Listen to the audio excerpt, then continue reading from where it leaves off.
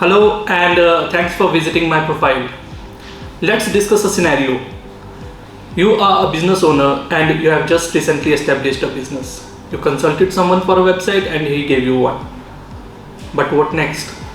A simple website will give you a business. No, my friend, there's where the SEO comes in a part.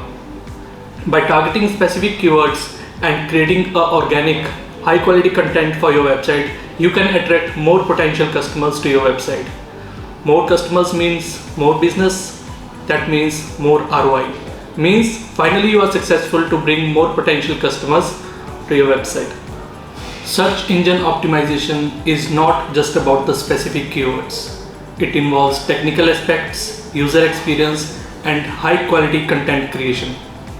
There's another aspect that goes hand in hand with SEO, and that is online reputation management, what we call as ORM in our technical word. When you combine effective SEO strategies with splendid ORM technique, you create a powerful online presence that ultimately attract, engage, and convert. Discussing all the things, all the details won't be possible in such a short time. So contact me or drop a message on my Upwork profile and I will be providing you with actionable SEO strategies to boost your online success. Thank you.